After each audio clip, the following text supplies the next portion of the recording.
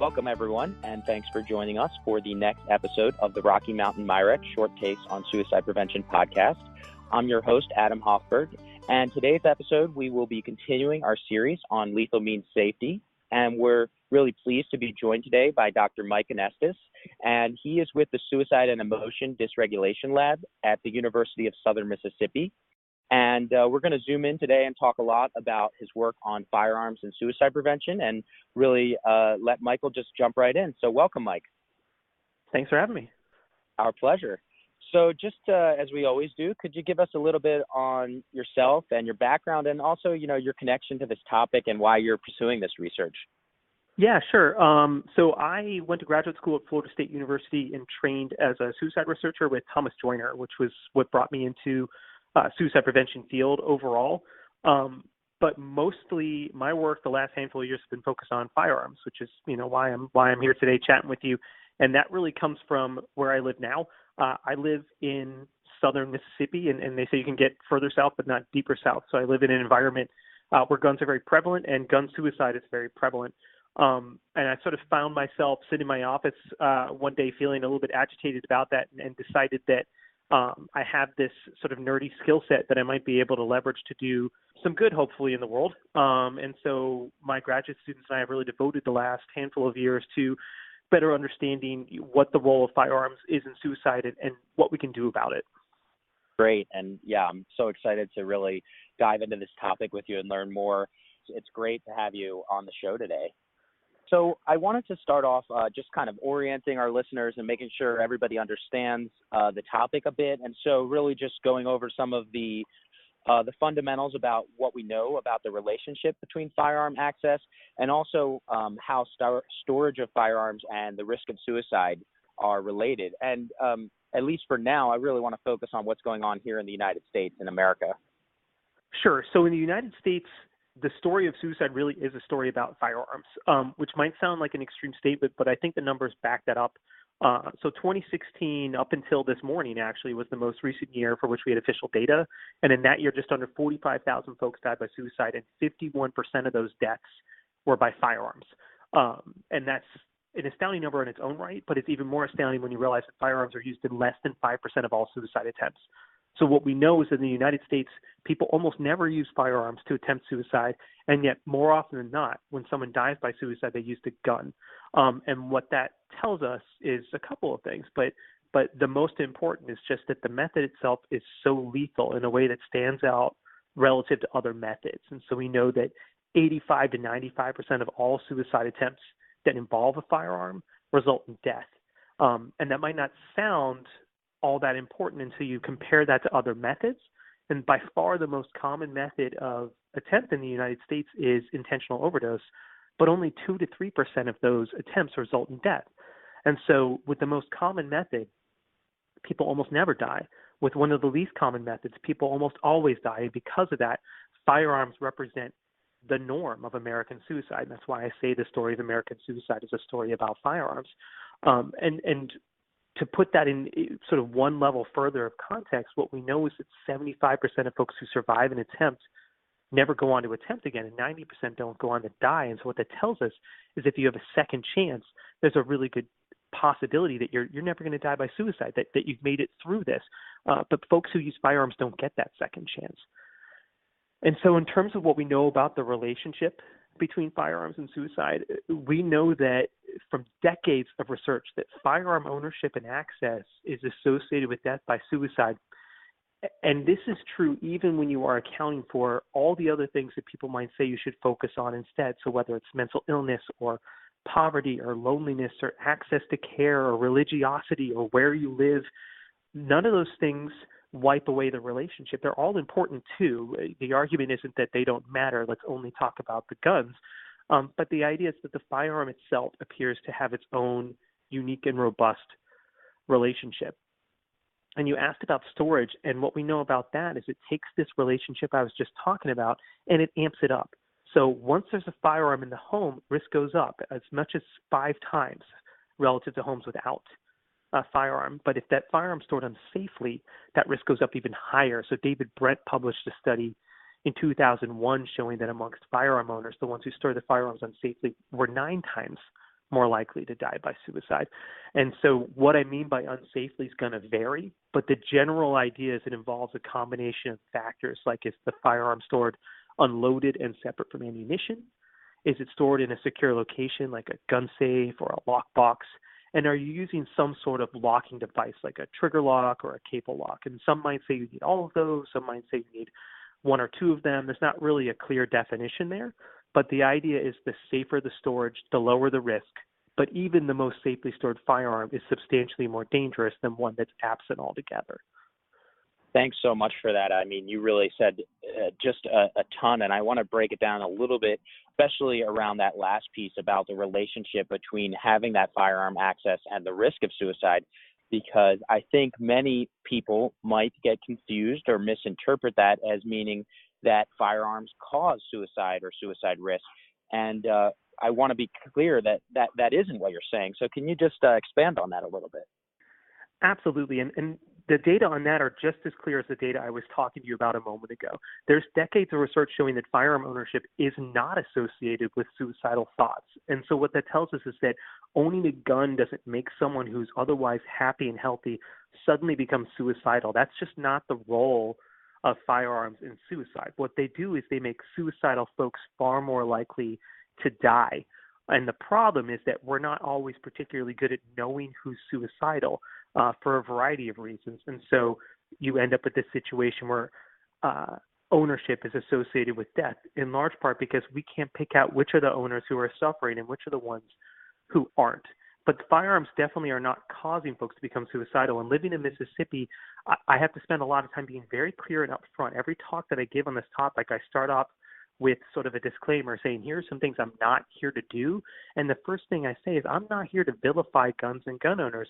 I certainly have strong opinions, but it's important that we not misappropriate the data and create the impression that guns cause suicide, because they don't. And that's going to make an already difficult conversation impossible to have. And so I think it's important that folks really understand that firearms are an extremely important part of suicide risk in America, but they're not a part of all aspects of risk. They don't make people suicidal. We're certainly going to circle back to the important comment you just made about making sure that we're bringing firearm owners into the conversation and part of the approach to suicide prevention in this area. I also wanted to kind of get a sense of, we know that firearms are involved in about half of suicide deaths in America. And how common is firearm ownership in America? What do we know about that area? It's tough to give an exact number on that because we don't track that on a systematic basis, right? There's no mandatory registry of firearms in America, and there's, in fact, a lot of resistance to any form of legislation for fear that that type of movement may lead to us having a registry of who owns firearms. But what we can lean on are things like epidemiological studies from folks like the Pew Research Center. And the most recent data I've seen from those guys is that about 30% of Americans own a gun. I see. So again, I think all of these sort of statistics and background are helping us paint the picture of why talking about lethal means safety and talking about firearm suicide is so important when we want to make a dent in suicide. And so can you just tie that all together for us and tell us why you think gun safety is really, in some ways, the most valuable suicide prevention tool we have? Sure. I think that there's a number of reasons it's extremely important. But the most important reason to me stems from what I think is the scariest, but maybe one of the most important studies I've ever seen by Joe Franklin at Florida State, who showed that we are no better now at prospectively predicting death by suicide than we were in the 1950s, or essentially a little bit better than a coin flip. And the problem with that, there's no number of problems with that, but the biggest problem with that is that most of our suicide prevention tools are about finding the people who are miserable and helping them with their misery. And that's admirable, and we should do even more of it than we do now. So I'm certainly not advocating against that. But that tells us that it's not working, right? So all of our tools are about understanding who's miserable and who's at risk, and then using that to make them less miserable and prevent their death by suicide. And yet our suicide rate's going up, and we're not getting any better at actually predicting risk. And so gun safety is vital because it doesn't rely on us knowing who's at risk. It doesn't rely on us making this prediction that we've thus far failed to be able to make with any sort of reliability. And so what gun safety allows us to do is say, let's make suicide more difficult for everyone, regardless of whether you're at risk or regardless of whether or not I know you're at risk. Why don't I make it so that it's less likely that your suicidal thoughts can turn into lethal suicidal behavior? And again, in any talk I give about this topic, I always have a slide up that emphasizes the point that the vast majority of folks who are thinking about suicide never go on to attempt. And the vast majority of those who attempt never go on to die. And it isn't how bad they want to, it isn't how serious they are about it, it isn't how long they've been suffering. None of those factors tell us who's going to make that transition. And so we need tools that are essentially going to prevent that transition from everyone, because we don't know who are the folks we need to target the most. I certainly hope we get better at that sort of precision targeting. But in the meantime, I don't want to make the assumption that we will. Gun safety gets around that by simply saying, whoever you are, if you are safe with your firearm, if you happen to have suicidal thoughts, even severe ones with a plan, you are going to be less likely to die. I feel like this is an emerging topic, and so folks may be new to the idea of means safety. So have there been other examples in public health where we've sort of approached issues with a similar sort of orientation? Yeah, sure. And when we're talking about means safety, we're talking about, outside of the context of suicide, we're talking about taking something that causes an outcome you don't want and making it less likely to cause an outcome. So within suicide, that means making a method less deadly or less accessible for an attempt. But outside of suicide, we've seen means safety applied to a range of problems. And so one example would be HIV and AIDS. If you go back to the early 90s, the rate of new HIV infections and the rate of HIV deaths were substantially higher than they are now. And I remember being a kid and watching Magic Johnson give his press conference and thinking, oh my gosh, one of my heroes is going to die. Obviously he hasn't. We've gotten a lot better at this problem. And one of the ways we have is we've addressed one of the most common methods for contracting HIV, which was intravenous drug use with dirty needles or tainted needles. And so folks created needle exchange programs. And those programs did a number of things. I don't want to oversimplify them, but one of the primary things that they did was essentially pull dirty needles out of the market and flood the market with clean needles. Now, one of the things folks were afraid of with those is that they would essentially be us condoning intravenous drug use and people would do it more as a sort of ancillary benefit. Actually, in places where they put those programs in, intravenous drug use went down.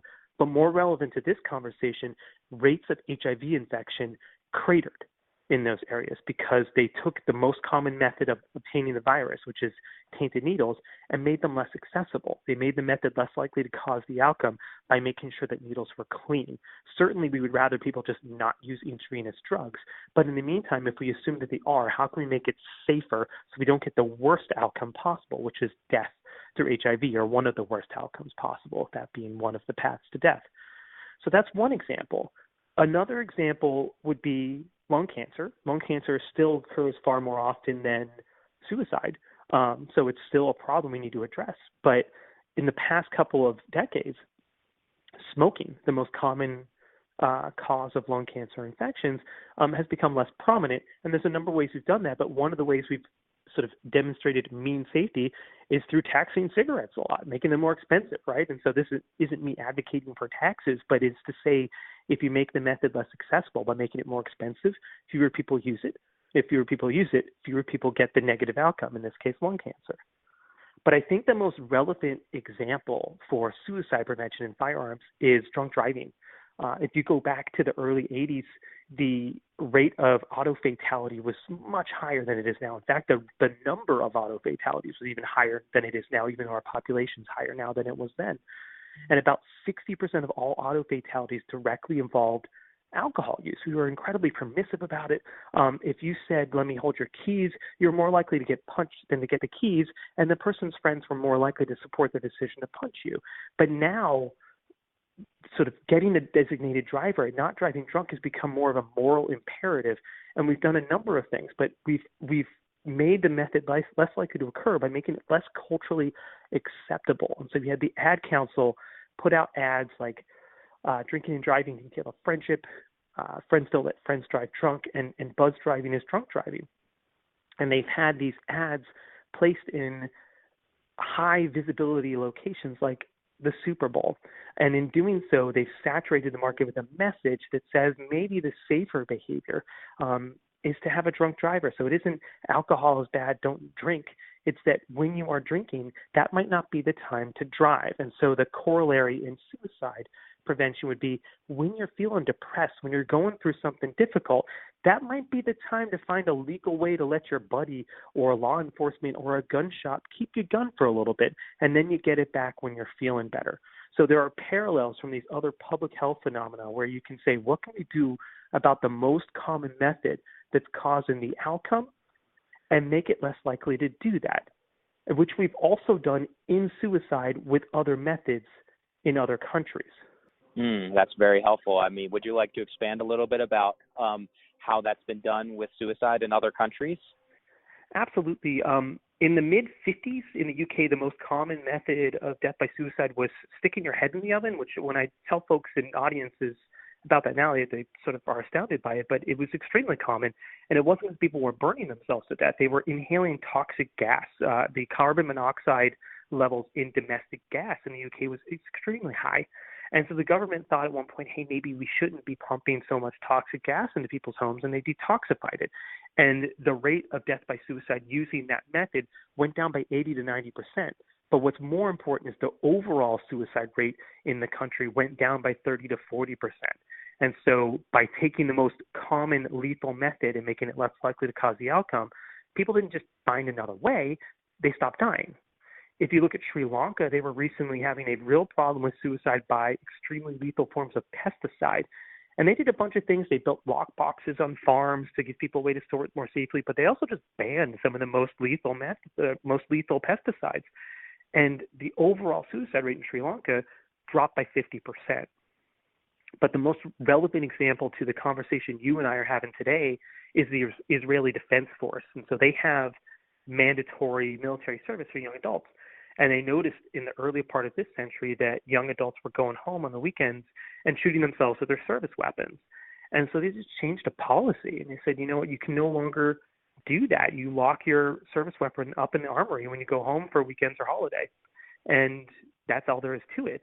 And as a result, there was a 40% drop in the suicide rate amongst young adults in the Israeli Defense Force. So again, they weren't dying on other days. They weren't dying with other methods. They just weren't dying.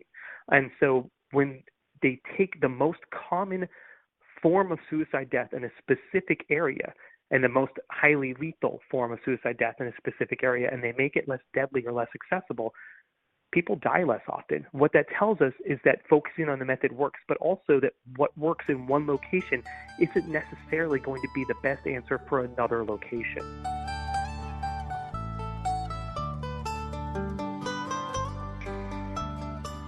Thank you. Yeah, very illuminating. And I like that you keep emphasizing this message that making an extremely lethal or deadly method less common or less available does lower deaths or outcomes by that method. And I think that's really the fundamental meaning of means safety, and especially lethal means safety and suicide prevention.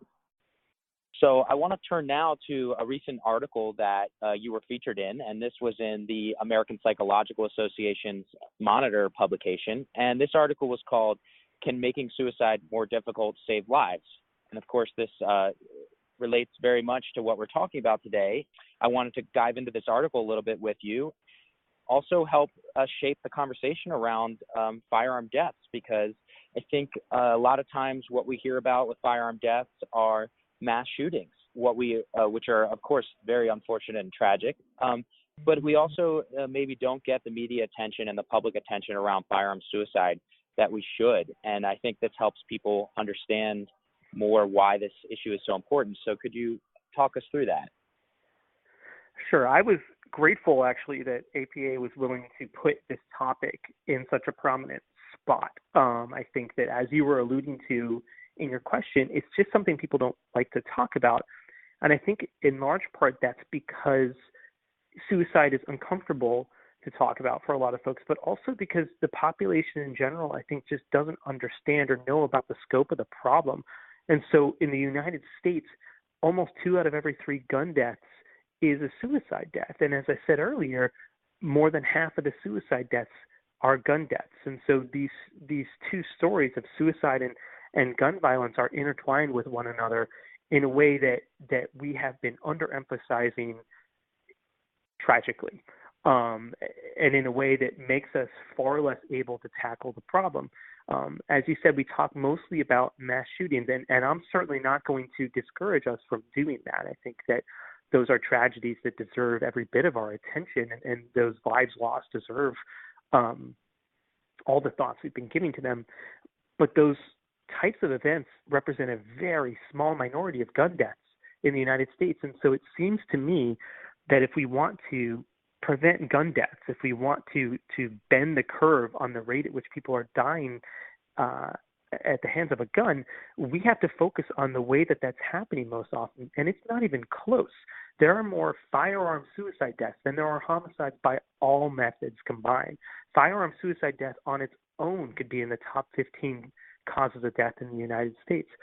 So if we want to bend the curve on gun violence, it has to be a focus primarily on suicide. Suicide can't be a footnote. It can't be something that people sometimes include in the conversation. It has to be the conversation.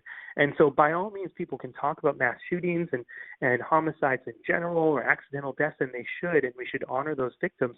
But we need to honor the victims of suicide as well, and we need to focus our attention on the most common form of gun death. And so that APA Monitor article gave me a chance, and my graduate students a chance, to talk about the work that we're doing and why we think that there are actually a lot of solutions that exist today that are actually very palatable to gun owners that just aren't being used. But if we had the will and the way to implement them broadly and effectively, I think that we would save thousands of American lives every single year. I think that it is the single greatest tool we have at our disposal to save lives.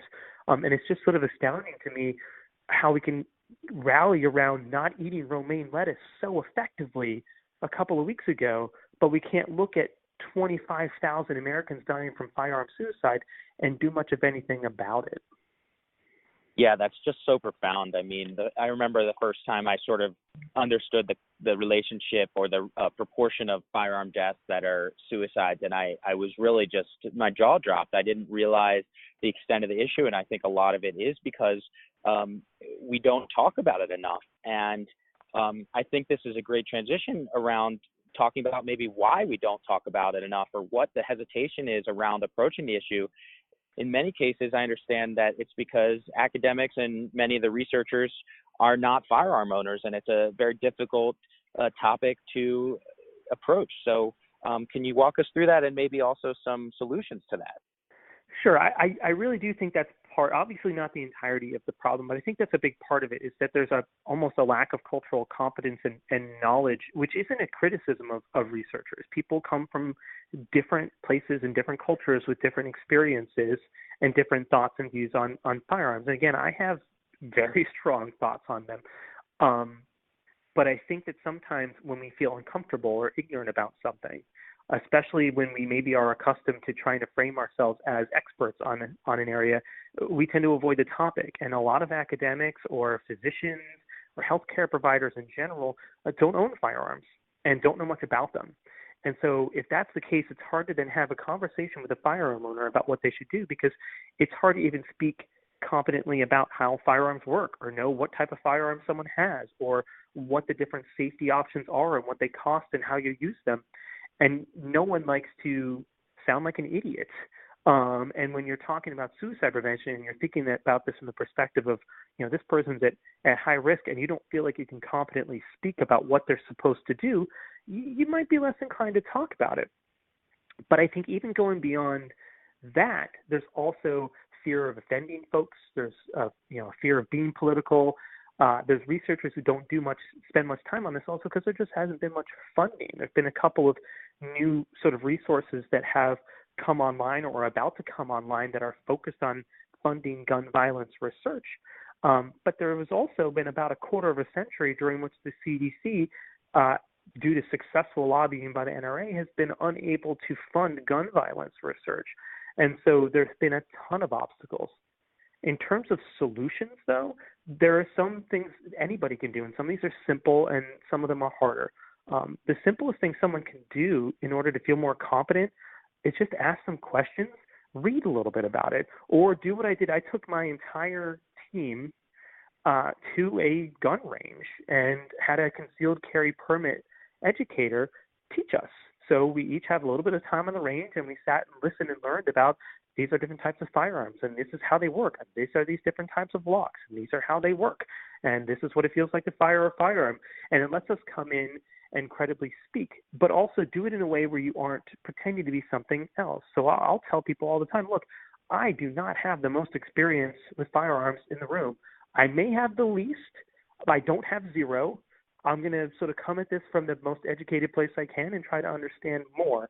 But if you understand zero and you've made no effort to understand, you're going to be uncomfortable talking about it, and the people aren't going to take you seriously because it doesn't seem like you made much of an effort to see the world through their eyes.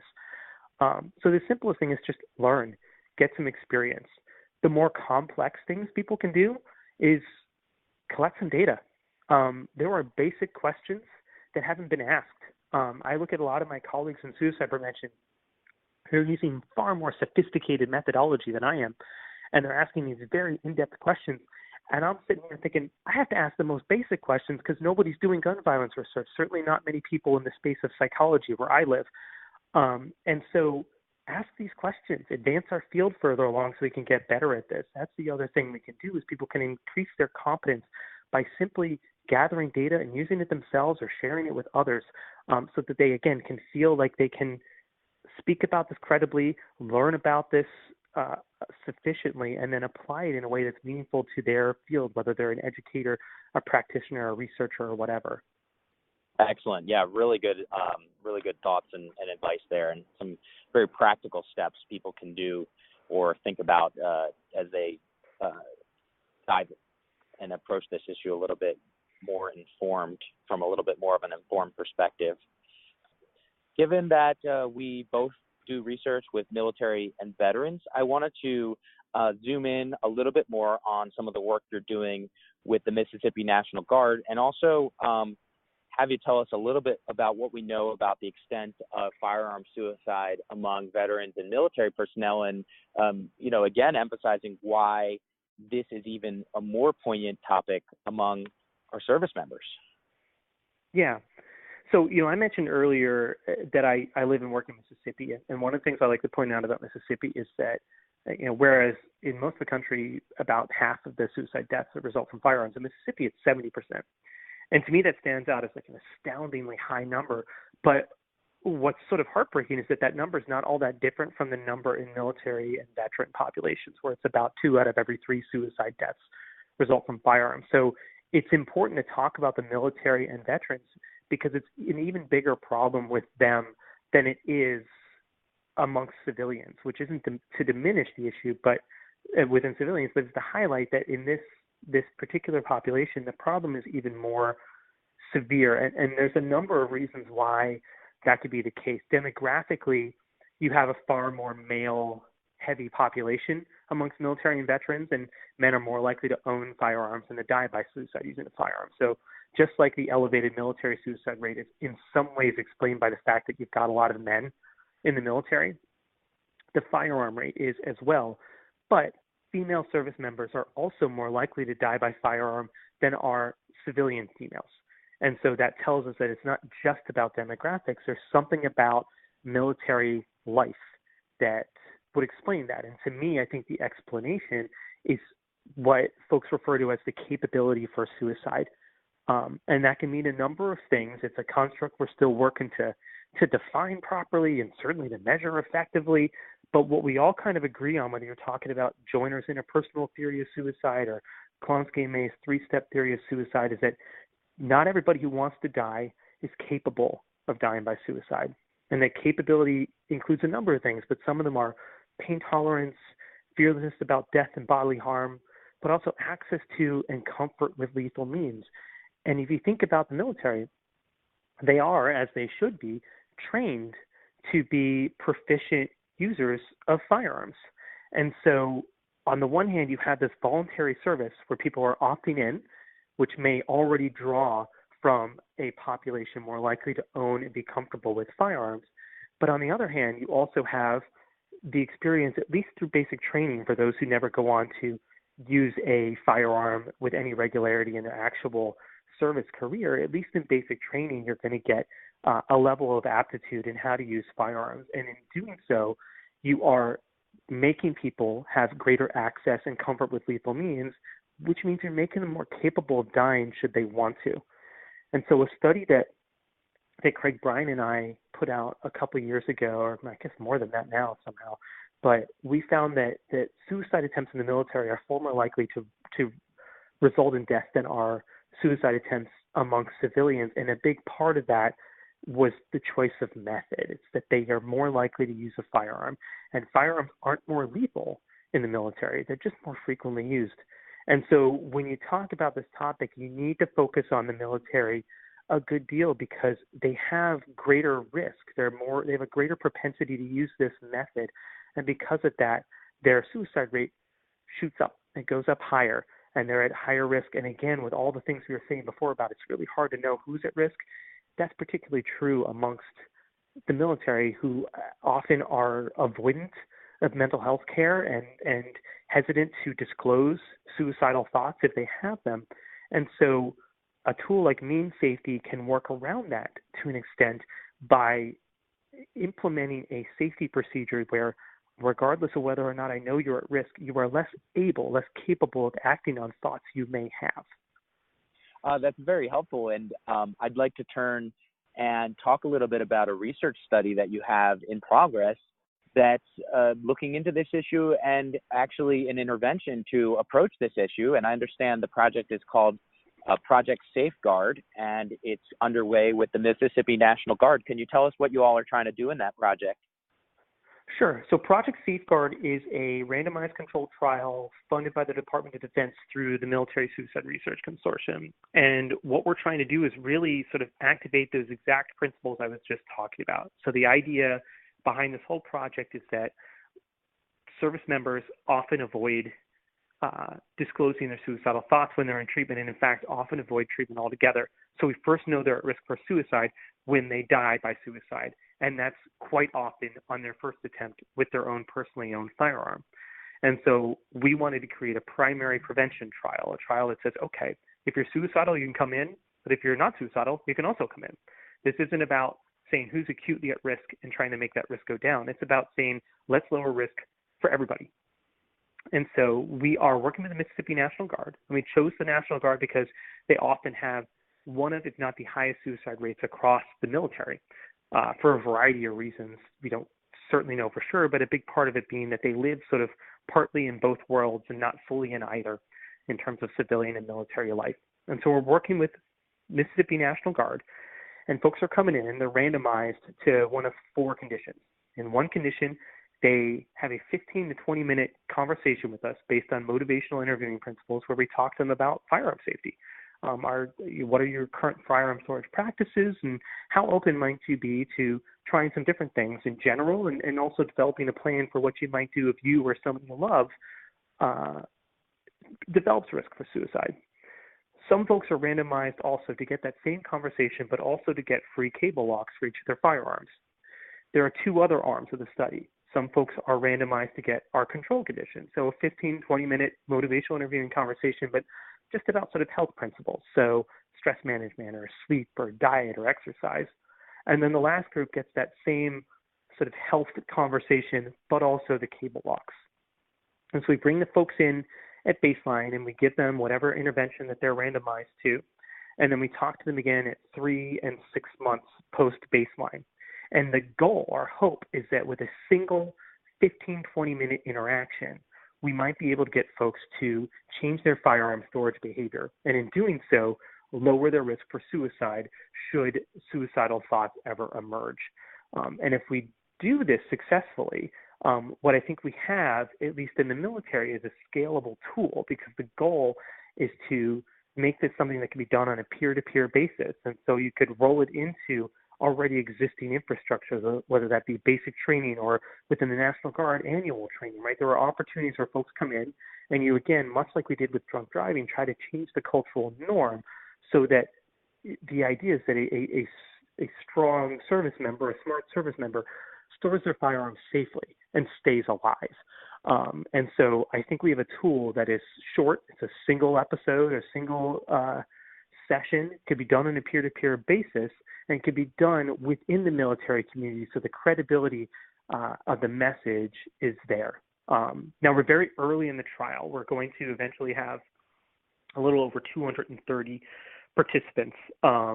By the end of this year, which is just our first year, we'll be right around 70 folks. So we've got a couple of years left in this trial before we'll have our full sample. And we're certainly not going to peek at the actual outcome data of storage behavior. But what I can say so far anecdotally is that folks aren't dropping out of the study, and they are saying that they would recommend it to others. So it seems palatable, right? We can have this conversation with a very conservative, gun-owning military population and not offend anyone. I can tell you with certainty that immediately after the intervention, when we asked them some of the same questions we asked right before, the folks who talked about firearm safety with us are much more open to changing their behavior in the future compared to the folks who didn't talk about firearms. So something about the conversation is at least changing what they say they're willing to do. And then anecdotally, talking to folks who've come back at 3 and 6 months so far, they're telling us stories of changing their behavior. Now, whether that's going to bear out in the numbers that it made as much of an impact as we hope, I won't know until the trial's done, right? So what we have so far seems to be a very palatable and promising intervention that we still don't know how well it works. But man, if it does, I think we've got something that we could really roll with, and that if you can do it in this population, you could probably do it in just about any firearm owning population. Yeah, very fascinating work, and we're looking forward to hearing the results, and of course, extending the invitation to have you come back on and continue this conversation. And I just want to mention, I really appreciate the approach of, like you mentioned, this idea of primary prevention, of really offering this intervention to all people, not necessarily those that have been previously identified at risk. And I really think that aligns well with this public health approach that we're looking to work towards in suicide prevention. Yeah, I was on a panel on gun violence prevention as a suicide focus at a conference with Craig Bryan a couple weeks ago, and as he so often does, I thought he said it best. He pointed out, when we're trying to prevent other phenomena, we don't wait until the worst moment. You don't wait till you have the flu to be like, you probably should do something about that, right? We get towards flu season and say, hey, go get your flu shot, everybody. And so I think that we haven't really taken that approach with suicide, certainly not from the firearm angle, until recently. And I think it's an extremely promising avenue because it gets around a lot of our weaknesses. It's extremely inclusive, and it parallels what we've done successfully with so many other problems in our country.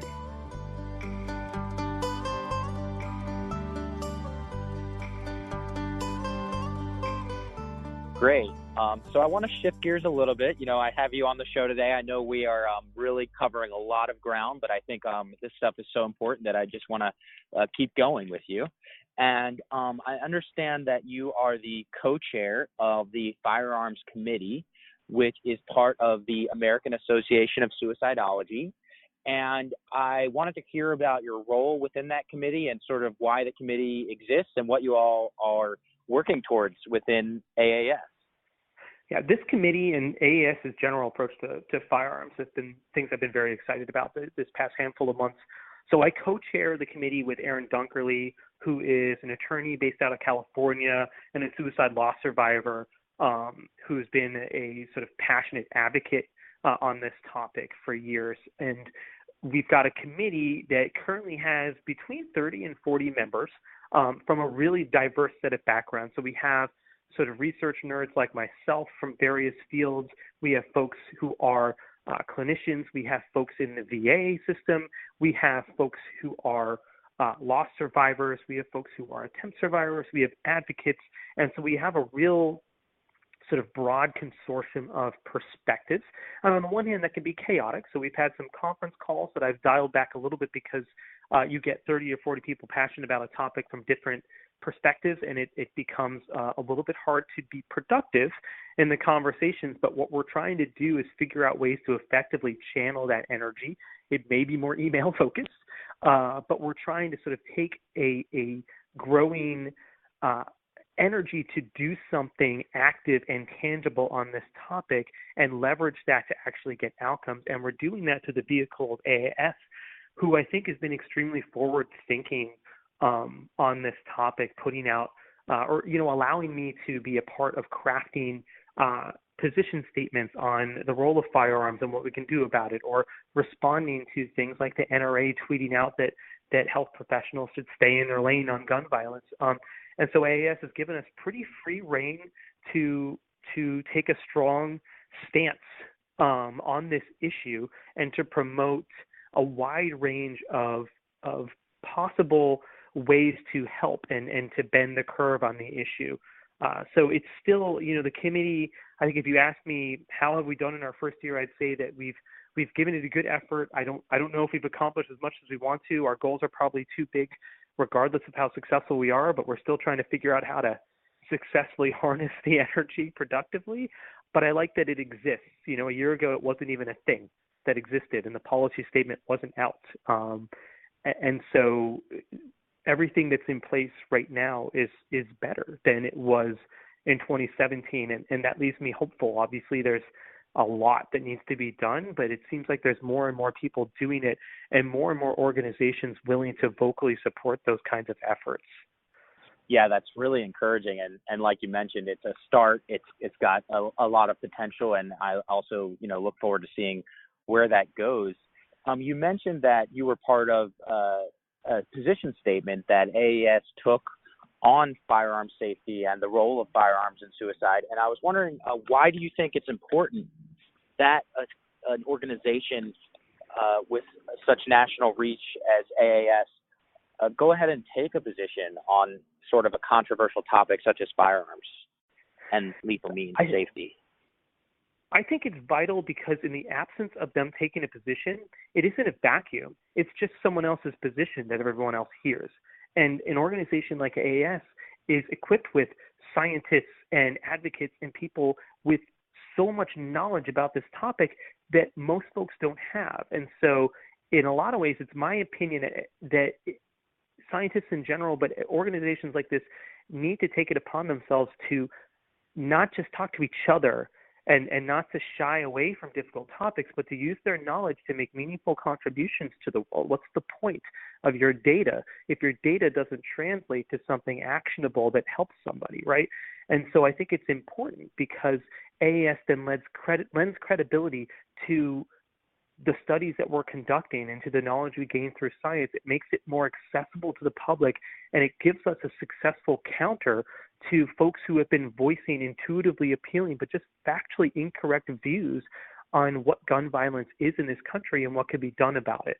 And so you're not going to find change through silence. You're going to find change through vocally and accurately talking about what can be done and making sure that you're not just doing it in an emotional, argumentative way, but you're doing it in a well thought out, data-driven method that offers tangible solutions to folks in a way that reaches across the aisle. And I think that AAS's statement, we certainly tried our best to make it a statement that isn't aimed at alienating anyone or blaming anyone, but saying, look, there are solutions. Some of them are legislative and some of them are not, that we can and should be doing, and that it is our responsibility to pursue and promote these solutions as a community, and it's our nation's responsibility to make this be an active and proportionate part of the conversation on guns in our country.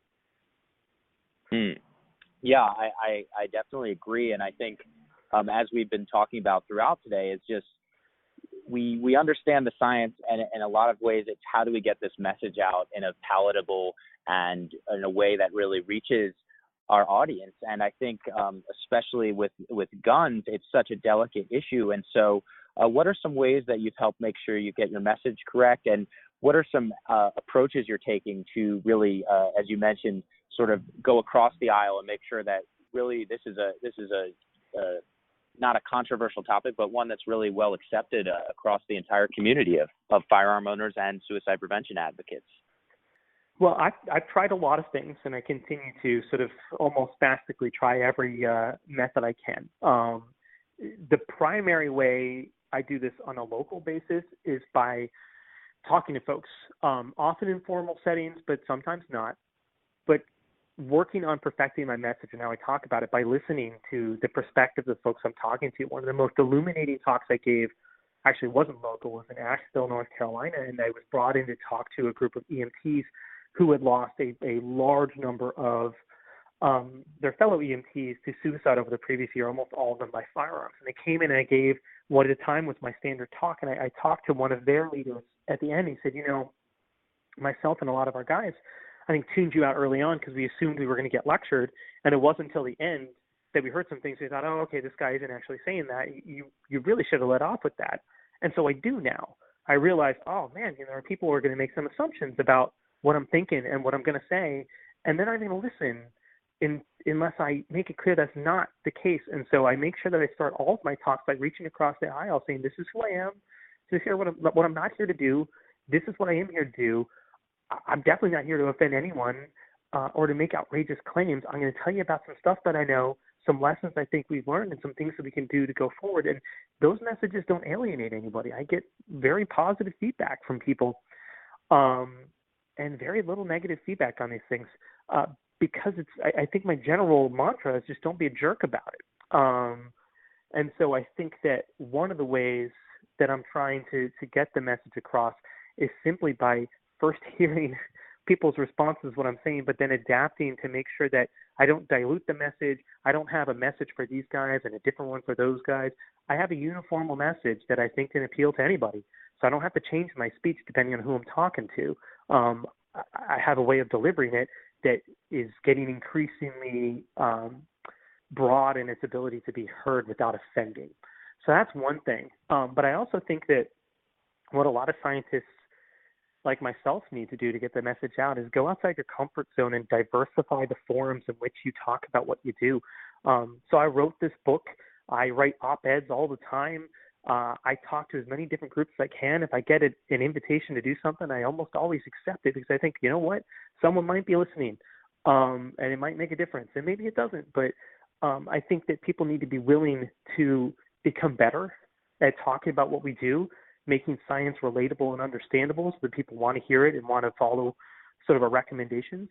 And they also just need to flood the market with the message. You change cultural norms by getting people to encounter your message more often in a way that's compelling. Again, going back to what we were talking about with drunk driving and friends don't let friends drive drunk, we changed the cultural norm not by whispering to each other at academic conferences, but because the ad council blasted the message out repeatedly while we're watching football games enough times that people started to think differently about it. And that's certainly an oversimplification of it. But I think that there's a basic principle there, which is that, look, if you want people to think about something and know about it, you need to talk about it enough ways and enough times and enough forums that it registers and it becomes something that they talk about with one another, and it picks up its own momentum. And so a lot of it has just been a straight up willingness to keep pounding the table and looking for any opportunity to do that. And I'd rather people be tired of hearing me talk about the same thing than have no idea that I want to talk about it. Great. And yeah, I mean, we're so happy to have you on here today to help, keep spreading the message. And again, I think it's been very enriching for me to hear you speak. And I hope that, our listeners are feeling the same way. I did want to ask you, it seems almost obvious. One of our main audiences for this message is gun owners and the gun owning community. Could you talk about how you are working, and especially with your work with some of these coalitions, how you're collaborating with gun owners and gun owning organizations around getting this message out there? Sure. I mean, so through AAS, we're reaching out as broadly as we can. A lot of the collaborations have been with groups that you probably wouldn't think of as gun owner associations, so folks like Giffords or Everytown or Brady. Most of my collaborations with gun owners have been through the military. I've worked with the Defense Suicide Prevention Office, talking to them about how to decrease the frequency of military suicides. And then again, obviously, with the clinical trial that I'm talking about. And we're trying to increase our local presence here in South Mississippi in terms of just reaching out and changing the culture around and getting folks to think about it a little bit differently. So I'm trying to balance local and national work on that. I have, larger national goals, but where I live is the epicenter. There aren't many places in the world where guns are owned with greater frequency than where I am right now. So wanting to make sure that I don't lose sight of the more local goal in pursuits of broader impact. Great. And I think we'd be remiss if we cover this topic without trying to also understand some of the counter arguments to lethal means safety, and also perhaps why they are incorrect or what's problematic about them. And so could you take us through that? What is some counter arguments for lethal means safety, and how do you respond to those? Yeah, I'm really glad you brought that up. I think that any conversation on this topic that doesn't address these questions is going to be largely ineffective, because some of these misperceptions are so common that folks who are listening right now to us talk are probably having them right now, and it's making them be a little suspicious about what we're saying. And maybe they still will be after I finish this answer, but hopefully that'll be coming from a more informed place. And so the two most common misperceptions that I come across are very reasonable sounding. They just don't align with the data. And the first one is that it's what we call means substitution. It's the idea that if you stop someone from using a specific method and they really want to die, they're just going to find another way. And the second one is that this doesn't make any sense, because if you look at countries where firearms are almost non-existent, like Japan and South Korea, you see suicide rates that are much higher. And sort of a corollary of that one, that's kind of its third, is that so focusing on the gun doesn't make much sense, because then you're not talking about what really matters, which is what makes them distressed. And so taking those one at a time. Means substitution sounds very reasonable. If someone really wants to die, what does it matter if they can't use a certain method? They're just going to find another way. But it's so reasonable sounding that scientists have been testing it over and over again for decades and universally find that's not how it works. I think people don't understand the basic idea that suicide is hard. We think about it as the easy way out, the coward's way out. It's really difficult. That's why you have to be capable of doing it in the first place. If it was easy, far more miserable people would be dying. And so it's difficult to do that. People don't just find another way. They develop a notion of what suicide is. And if it's hard to use the method they want to use, or the method itself is less likely to cause death, well, then they're less likely to die. And you can see that in all the studies that show things like, hey, firearm legislation like background checks or waiting periods, they're not associated just with lower firearm suicide rates. They're associated with lower overall suicide rates. And the stories we talked about earlier, where they detoxified gas in the UK, or they got rid of the most lethal pesticides in Sri Lanka, or they had the soldiers not bring their firearms home in the IDF on the weekends. It's not that the method-specific rate went down, the overall rate went down. So if people were just finding another way, that wouldn't be the case. They would be substituting that method with something else, and the method-specific rate would go down, but the overall rate would stay stable. That's never how it goes. The overall rate goes down demonstrably and stays down. But even if someone's feeling skeptical of that and they say, I don't believe your numbers, there's a simpler principle in play here, which is that firearms are just far more lethal than any other method. And so if I prevent someone from using a firearm and they say, fine, I'm just going to swallow these pills, they're still far more likely to survive, because only 2 to 3% of overdoses result in death. And again, 75% of folks who survive their attempt don't go on to attempt again. So by preventing them from using the firearm, you still dramatically increase their odds that they'd stay alive. So means substitution doesn't seem to be a thing. But even if it was a thing, it's still important to prevent people from using a firearm, because firearms are so much more lethal than any other method that they might swap in its place. In terms of Japan and South Korea, again, very reasonable question. If it's all about the guns, why wouldn't their rates go down? And the first answer is because it isn't all about the guns. You and I talked about earlier, guns don't make people suicidal. They make suicidal people more likely to die. And the fact is, in different cultures, in different areas of the country, and in different parts of the world, guns are more or less prevalent and more or less a part of what people think of as suicide. And so, as an example of this, in the first chapter of my book, I gave an example of a soldier who was about to shoot himself with his own weapon, and his dog came up and licked him in the face, and he sort of snapped out of it, and then he ultimately ended up getting a gun safe and locking up his firearms and thriving. And his therapist asked him later on, when he's feeling better, whether he'd ever thought about using another method. And he said, no, to me, suicide was always this. I didn't have another thought. people have this conception of what it is. And in some places, guns are what that conception is. In the U.S., that happens to be the case. And so people say, how is the suicide rate so high in Japan or South Korea without firearms? My first response is actually, well, imagine how high it would be if they did have firearms. But the reason is because that was never what suicide was there, right? Means safety works when the method is highly lethal and highly common in that area. In different places, and different groups, and different people use different methods. So if we reduced the accessibility of firearms for suicide attempts in the U.S., yeah, I think the suicide rate would go down dramatically. Might there be some other method that eventually takes its place? Could we have a suicide rate like we have now down the road, even if firearms are out of the equation? Sure, something else could come in. And the answer would be, well, then we need safety for that method. And so that ties into the very last sort of idea, the one of like, well, then why are you focusing on the method? Isn't it really about the suffering? You know, something else could eventually come in. Shouldn't we just skip all this and go straight to the suffering? And the answer is no, for a number of reasons. One is because that's what we've already been doing.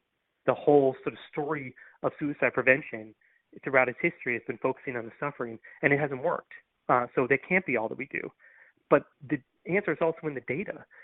Mental illness is part, but not the entirety of the story. Loneliness and poverty and access to care are important parts, but not the entire part of the story. None of those are particularly good predictors of death. They're predictors of misery. And so, yeah, we should work on those things. But in order to work on them, I need folks to be alive. And so when I say focus on firearms, it doesn't mean ignore mental illness. It means don't ignore firearms. Just like when I say wear your seatbelt, I'm not saying, but go ahead and drink and drive. Talking about one thing doesn't mean ignoring the other. Acknowledging the importance of one thing doesn't mean dismissing the importance of another. You can still talk about and treat depression, but in order to do that effectively, again, I need that person not to be dead. And right now the problem in the United States is people we don't know are in agony, are dying, and they don't get a second chance because they're dying from, they're attempting to use a gun, which results in that death. And so we have to talk about the method alongside of the misery. We can't just talk about one half of that equation. You and I are talking about firearms because that's what this podcast is about. But if you zoomed out and looked at the larger suicide prevention conversation, you and I are one of the few people talking about firearms. We're the exception, not the norm. The norm is people talking about everything else, despite the fact that 2 out of 3 gun deaths are suicides, and despite the fact that more than half of suicides are gun deaths. We are the exception. We have to talk about the method because no one's been doing it. So I feel like as we're winding down here, I do want to give you an opportunity to just kind of give us some closing remarks and sum it all up for folks. And of course, I want to mention we're going to have links to your work and some great opportunities to reach out to us through Twitter or through other means. So of course, we welcome your feedback as we wind this podcast down. So take it away, Mike. Sure. In terms of summary messages, I guess what I want to say is that when you hear the news on suicide, it's usually not good news. And the news today is that the 2017 numbers are out, and the suicide rate's gone up even further. And now over 47,000 Americans died by suicide in the most recent data. And so that's not an uplifting message. But here is an uplifting message. Despite all of that, what we have is a great tool available, and we're not using it. And it doesn't require massive social change in the sense that we have to overturn the Second Amendment or split into 2 countries of gun owners and non-gun owners. It doesn't require any of that. It just requires us to take a non-emotional look at the data and say, what are some simple changes we can make that will make suicide harder and less common? And so despite all the discouraging numbers, we have an opportunity that we don't often have in public health crises to do some simple things that I think would have a huge, just dramatic and sustainable impact on the problem. And think about what that means, because that means that all these folks who are dying and all the folks who are losing these folks who are dying won't have to go through that if we simply make some basic changes and make this conversation happen in a way that it hasn't typically been happening in this country. And so if there's a willingness to engage and to inform ourselves and to talk about this, I think that there's plenty of causes for optimism. And like I was saying not that long ago, where we are in 2018 is better than where we were in 2017 in terms of people actively pursuing means safety and talking about it and making efforts to advocate for changes. And so I'm hopeful that if we had the same conversation in 2019 or 2020, that things will be even better. It's going to require a commitment amongst a larger and more diverse group of people than we have right now. But I think there's every reason to believe that's possible. Yeah, I'm glad you ended on this hopeful and optimistic look ahead.